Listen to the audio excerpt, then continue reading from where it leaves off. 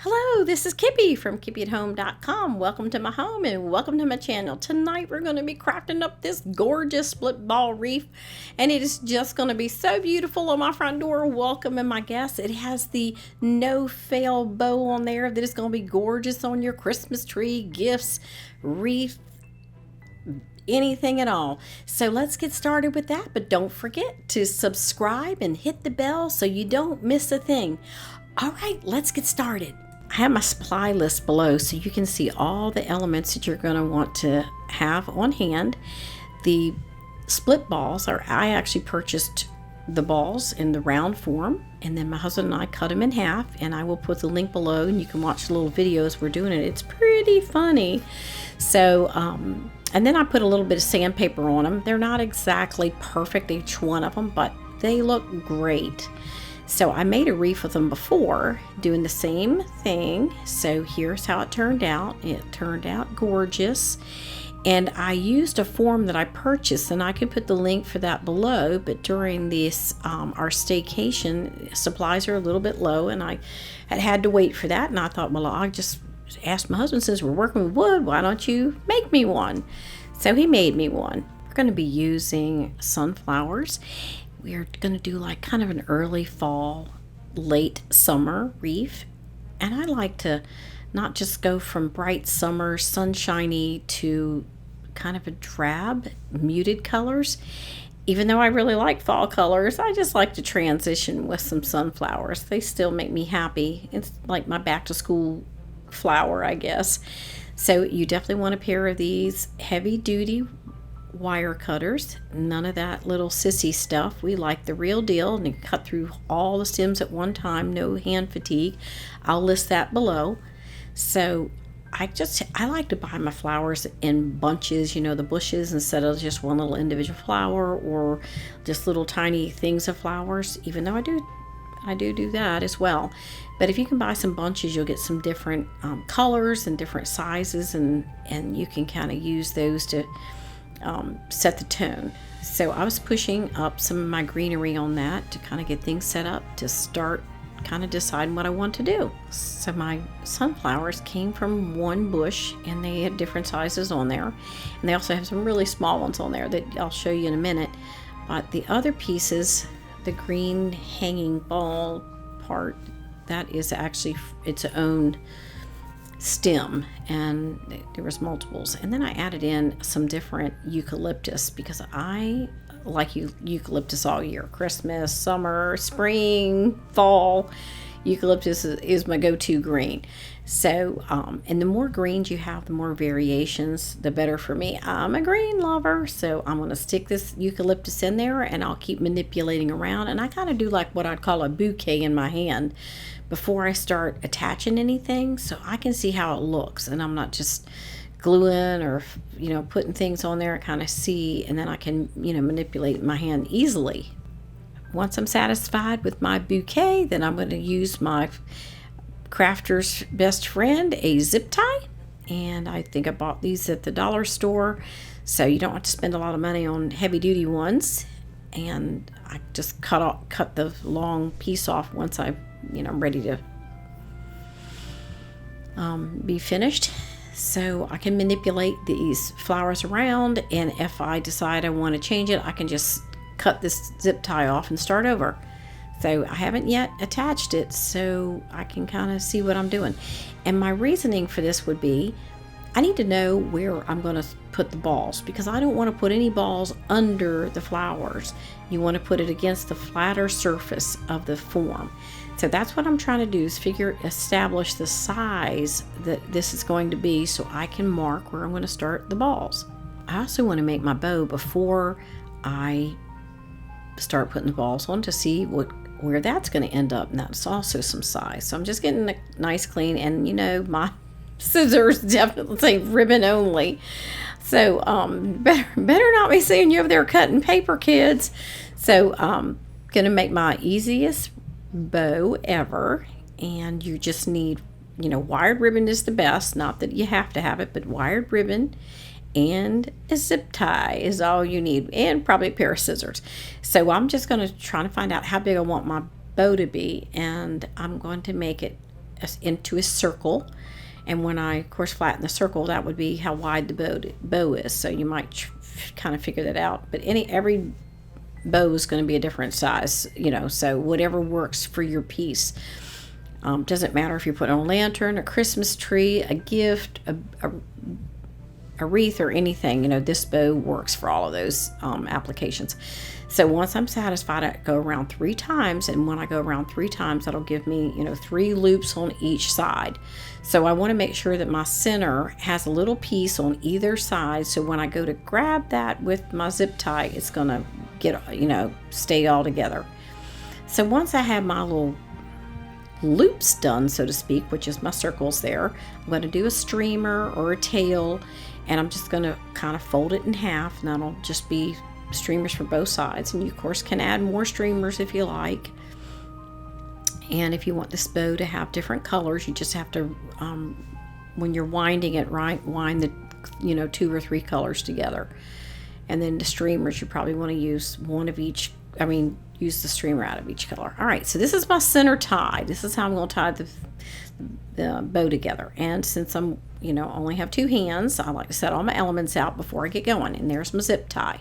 So now I'm going to pick this circles up that are actually my loops in the making, and kind of straighten it out a little bit, and make sure that you have that little overlap. And to find the center, I'm going to fold it in half, and then in half again, which would be, I guess, into quarters, to find that center.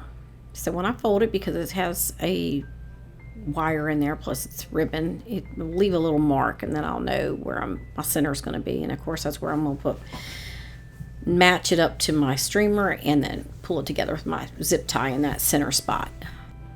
Okay, now that I got my zip tie pulled together, it's got the whole thing pulled together, I'm going to snap off the rest of that zip tie, and I'm going to use that little bow in the middle, or that little tie in the middle. But first, let's do a little preliminary fluffing, if you will. So I'm going to pull out. I'm just showing you these little bottom things. You can clip those even closer if you see them. If not, don't even bother. So what you can do is start fluffing, and you're going to pull from one side. You're going to pull from underneath. You're going to pull one way, and then the top you pull the other, and then you're going to go the opposite on the opposite side. So they kind of go back and forth across each other. And you'll see with stripes, it's really important that you kind of do the same thing on either side, or kind of opposite.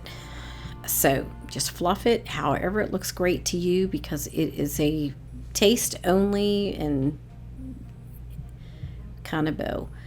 So once I get that where I'm happy with that, then I can tie off that piece in the center.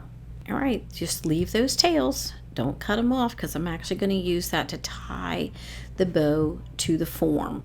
So now what we need to do is, why I'm fluffing it, it seems a little premature, it might, but what I want it to do is to see the size it's going to be, because what I want to see is what, with the flower bundle, where does the wreath need to start and end those balls, because I want to glue those onto the form.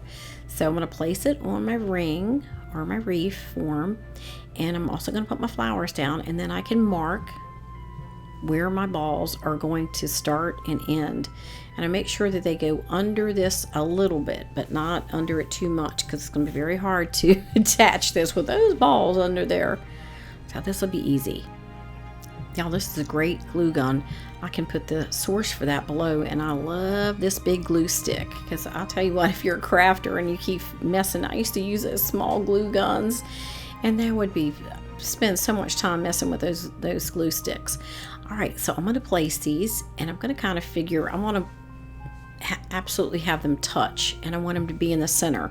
And because it's going around in a circle, you'll just have to keep kind of messing with it, and manipulating it so it goes, because it's not going in a straight line, but you want it to be as neat as possible. So here we go. We're just going to put them all the way around, and I following those marks, I made those 2 little marks from where I'm going to start, where I'm going to end.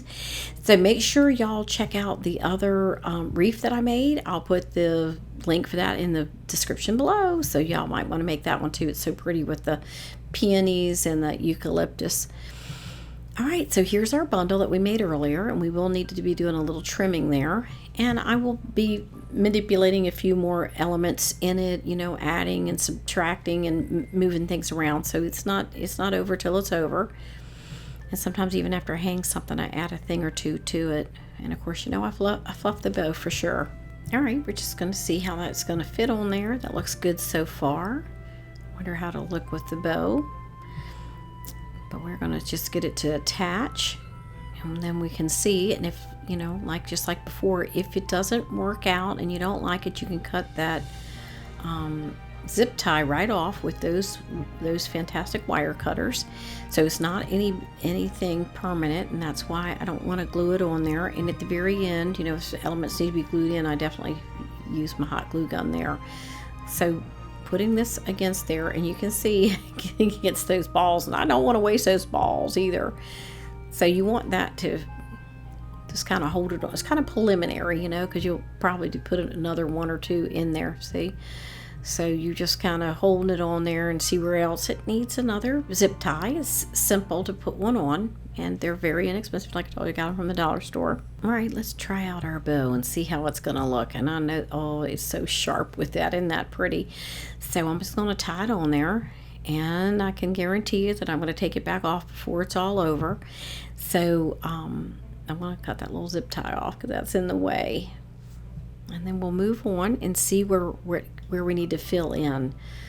So you can see where those balls are beginning in there, and then there's some areas there that probably will need to be filled in. So let's get started on that too. All right, we want to add a little bit of greenery and maybe even a flower or something at the bottom. You know, it's a little top heavy, and we just want to kind of extend that down a little bit.